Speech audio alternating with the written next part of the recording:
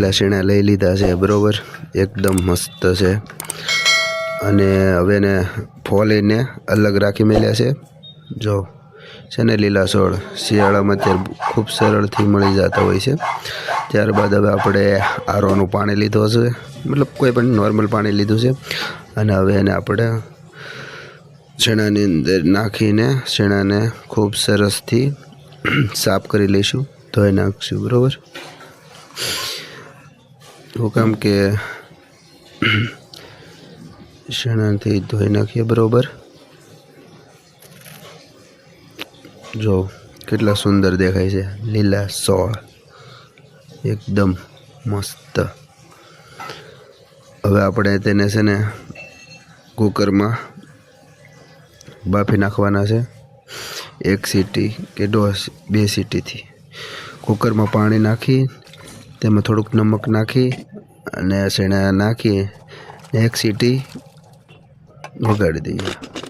જો ચણા બફાઈને તૈયાર થઈ ગયા છે। હવે બફાઈ ગયા, હવે આપણે તે માટે મસાલો લઈ લઈએ। મસાલા માટે 1 ટમેટું, 2-3 મરચાં, 4-5 ડુંગળી, 2 લસણના ગાંઠિયા, આદુ અને લીંબુ લઈ લઈએ। તો ચાલો મિત્રો, સંભળાઈ ગઈ છે, તમે જો આ રીતે કટિંગ કરી નાખવાનું છે।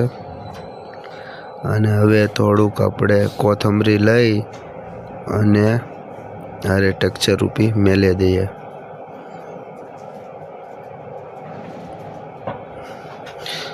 હવે આપણે ગેસ ઉપર થોડુંક કઢાઈ મેલી અને એમાં 2 પાવડા તેલ નાખશું, 1 અને 2।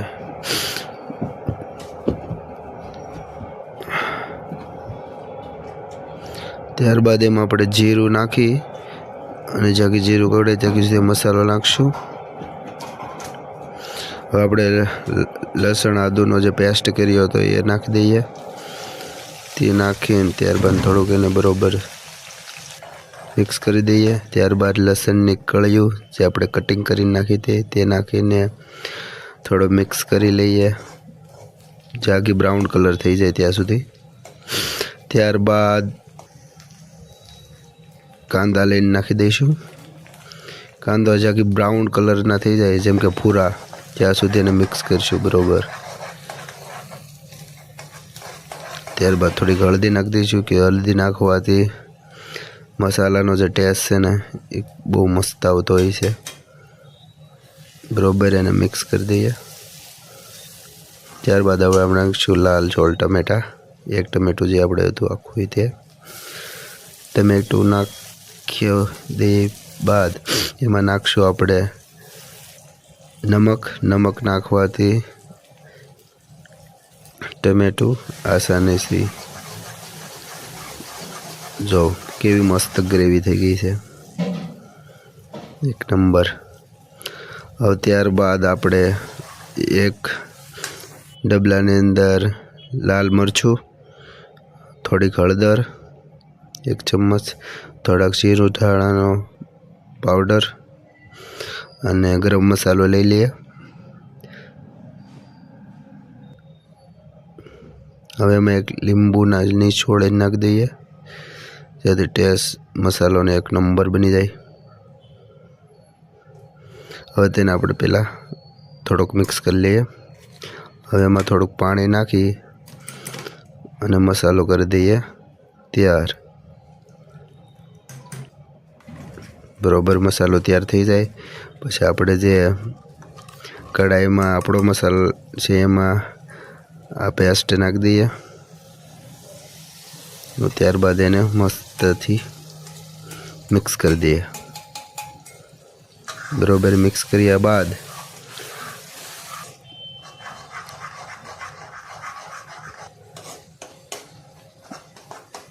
એમાં આપણે નાખશું દેશી ઘી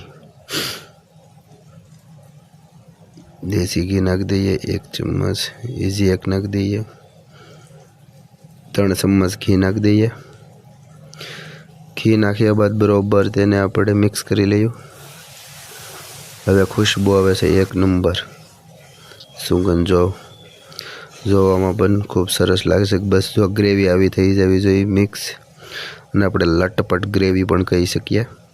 ત્યારબાદ આપણે એમાં નાખશું જે વટાણા આપણા જે સીણે આપણા બફાઈ ગયા હતા તે નાખ્યા બાદ હવે એને ખૂબ સરસથી મિક્સ કરી લઈએ અને થોડીક દેર તક પાકવા દઈએ.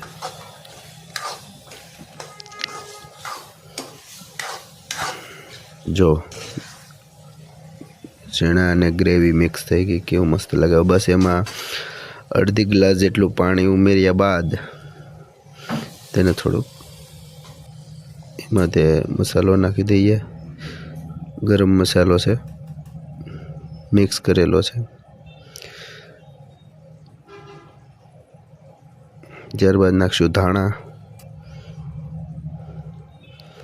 ધાણા નાખીને બસ હવે આને આપણે 1-2 મિનિટ રહેવા દઈએ અને ત્યારબાદ ઉતારીને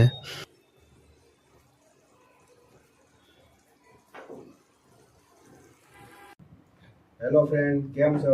તો આપણું શાક બનીને તૈયાર થઈ ગયું છે, લીલા શિયાળાનું. તો જો આવા પ્રકારનું શાક છે, બરોબર. તો હવે આપણે શાકને ચાખીને કહીએ કે કેવું છે ટેસ્ટમાં, બરોબર. તો હારે આપણે શું લીધેલું છે તો તમે જો, થાળીમાં બાજરાના રોટલા છે, આપણે હારે લીધું છે કાંદા અને હારે દેશી ઘી પણ છે, આપણે ગામડેથી આવેલું, બરોબર. અને સાસ છે, બરોબર. ચાલો ટેસ્ટ કરીએ કેવું શું છે, બરોબર.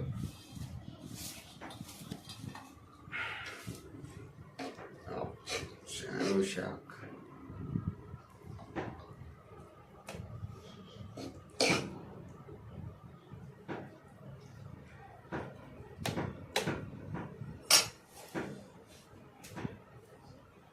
લીંબુ પણ નાખી દઈએ.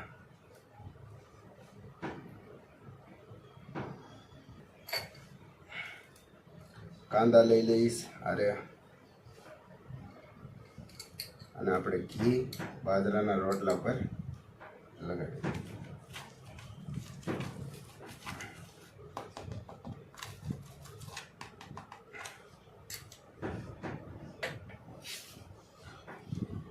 તો આપણે રોટલા શાક ખાવા પડતી પહેલા શાકનો ટેસ્ટ કરશું કે સ્વાદમાં કેવું છે.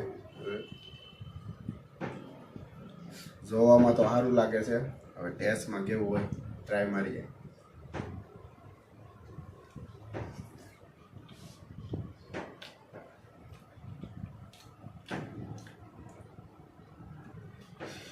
રોટલા હારે ન ખાવ તો હાલે, કોરે કોરું ખાવ તો હાલે, પણ રોટલા હારે મજા આવશે.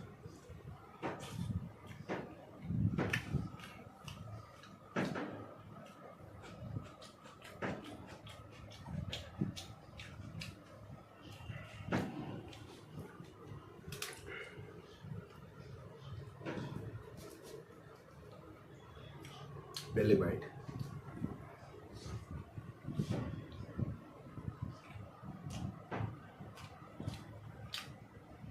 મસ્ત.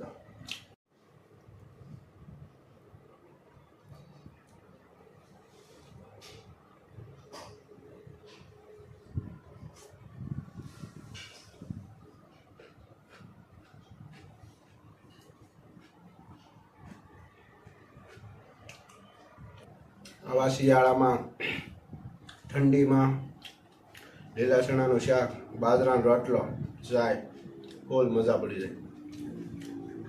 જો રેસીપી સારી લાગે તો ઘરે બનાવજો અને કેવી બની છે એ કમેન્ટમાં જણાવજો, બરાબર. સારી લાગી હોય તો લાઈક કરજો, સબસ્ક્રાઈબ કરજો, શેર કરજો અને આવા નવા વિડીયો જોવા માટે મારી ચેનલને સબસ્ક્રાઈબ કરજો. તો હવે મળીશું આપણે હવે આગળના વિડીયોમાં. હવે હું બરોબર ખતમ કરી લઉં. Bye bye.